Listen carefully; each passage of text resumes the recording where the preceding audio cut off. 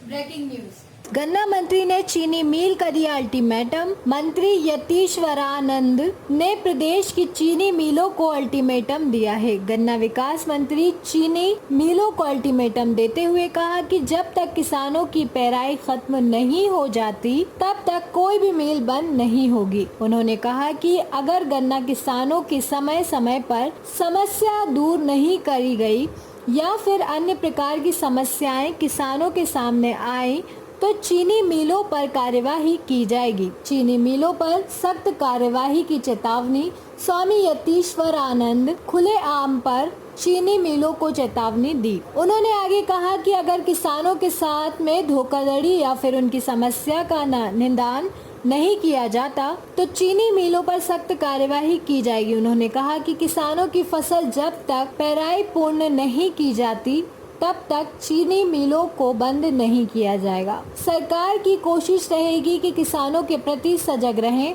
और उनकी जो भी समय समय पर समस्याएं सामने आती है उनका समाधान होता रहे। वही किसान नेता जगदेव किसान का कहना है, अगर फैक्ट्री प्राइवेट मोड पर जाती है तो ये फैक्ट्री में किसानों का 50% का शेयर है। जब तक किसानों से नहीं पूछा जाएगा तब तक हम फैक्ट्री को प्राइवेट मोड पर नहीं जाने देंगे। किसानों का ये भी कहना है कि ये चीनी मिल दो प्रदेशों के बीच में है, उत्तराखंड और उत्तर प्रदेश दोनों राज्य से इसका संशोधन नहीं हो रहा है तो इसको सेंट्रल गवर्नमेंट को सौंप दिया जाए। और उन्होंने ये भी कहा कि हमने नैनीताल हाई कोर्ट में भी केस लड़ रहे हैं और अगर हमारे पक्ष में नैनीताल हाई कोर्ट से निर्णय आता है तो हम सुप्रीम कोर्ट भी जाएंगे। आप देख रहे हैं सितारगंज सरकड़ा से क्राइम रिपोर्टर अमर सिंह की रिपोर्ट।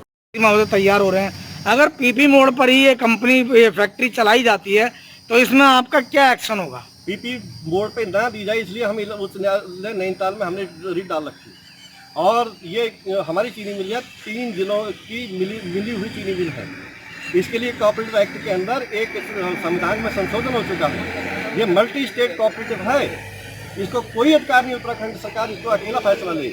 इसके साथ उत्तर प्रदेश ज्वाइंट है और मल्टी स्टेट कोऑपरेटिव एक्ट के अंदर उत्तराखंड सरकार नहीं चलाती, इसको सेंट्रल कोऑपरेटिव एक्ट के अंदर उसको दे दिया जाए। किसान अपना चलाएं, इनका कोई औचित्य नहीं है बीच में टांग अड़ा रहे हैं।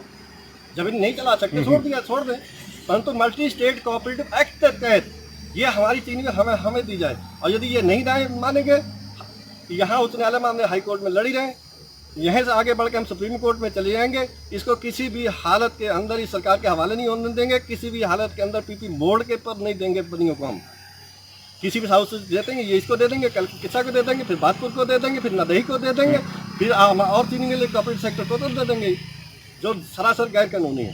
Very good. अच्छा, ये एक चीज इसमें ये जो है जो प्राइवेट मिलें हैं वो सारी बेनिफिट में जा रही हैं, जबकि ये सरकारी मिलें जितनी भी हैं वो सब घाटे में जा रही हैं। इसका क्या कहा? जब तक हमारा बोर्ड था ये कोऑपरेटिव चीनी मिल फायदे में थी, जब से इनके हाथ में गई है सरकार के तब से घाटे में गई है। इसका उत्तरदायी टोटल आप जानते हैं सरकार के ऊपर आता है, इसका ब्लेम टोटल सरकार के ऊपर, क्योंकि सरकार ने अपने प्रबंध को क्यों नहीं देखा।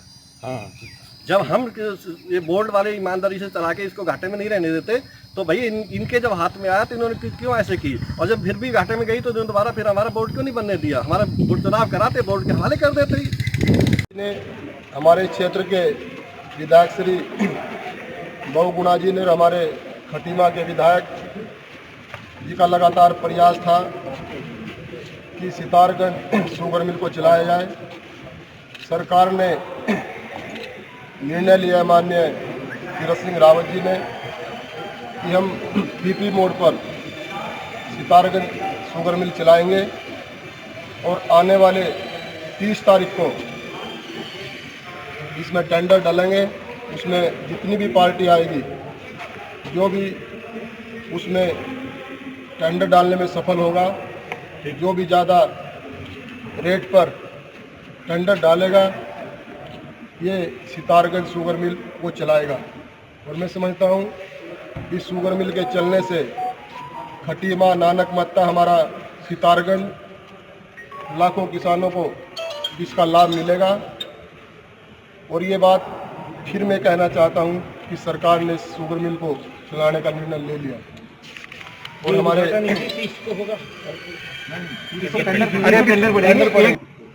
और मैं समझता हूँ जो माननीय मोदी जी का नारा है, हमारे प्रधानमंत्री जी का, किसानों की फसल को 2 गुना करना है, उसके लिए यह कदम बहुत सराहनीय कदम है। और निश्चित रूप से हमारे जो किसान भाई हैं इस क्षेत्र के, उसमें खुशी की लहर है।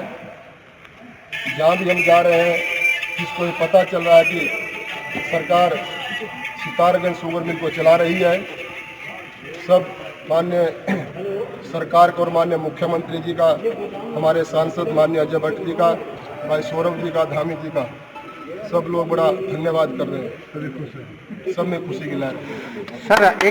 सर एक दो प्रश्न हैं। राज्य में बेरोजगारी दर 6 गुना बढ़ गई है, ये रिपोर्ट आई है।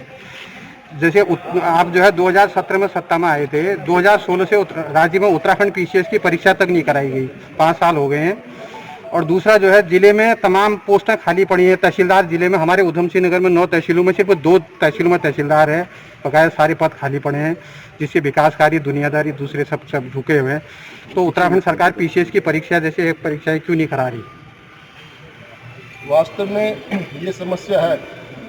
उत्तराखंड के अंदर एक तहसीलदार के पास 2 तहसीलों का काम देखते हैं, तहसीलदार 2 तहसील देखता है। लेकिन मैं समझता हूँ आने वाले बहुत जल्दी समय में इन सब चीज़ों का समाधान सरकार करेगी। चुनाव से पहले क्या लोक सेवा आयोग प्राथमिक परीक्षा कराएगा या पीसीएस की निकालेगा, विज्ञप्ति नहीं निकाल पाएगा? मैं समझता हूँ जितने भी हमारे मंत्री हैं, उन्होंने अपने सभी अधिकारियों को डिपार्टमेंट के आदेश दिए, कितनी नियुक्ति किस विभाग के अंदर खाली है, उनको तत्काल बताया जाए और उसमें काम किया जाए। चीनी मिल के 45 कर्मचारी हैं जिनको यहाँ बीआरएस उन्होंने नहीं लिया और वो कोर्ट चले गए कि उनकी जो सेवा काल है वो 6 से लेकर के 30 वर्ष तक का खाली है। उन लोगों का जैसे कहना था कि हम लोगों को समायोजित किया जाना चाहिए था, तो अभी भी वो मामला पेंडिंग है ना, उनको नहीं। वो कुछ समस्या भी मेरे सामने आई है, हम सब आपस में बैठ मिलकर उसका समाधान करेंगे और मुझे पूरा विश्वास है वो शुगर मिल चलाने में हमारा सहयोग करेंगे। गन्ना समिति क्या यहाँ की बंद होने जा रही है? यहाँ के कर्मचारियों को फिर वेतन नहीं मिल रहा। गन्ना समिति जी संज्ञान में आई है कि यहाँ की जो गन्ना समिति है उनके हालात बहुत खराब है, हम जल्दी उनका सुधारने का काम करेंगे। ऐसी ही जानकारी के साथ फिर मिलेंगे। देखते रहें क्राइम न्यूज, पल पल की खबर, हर पल की खबर। क्राइम न्यूज, नमस्कार।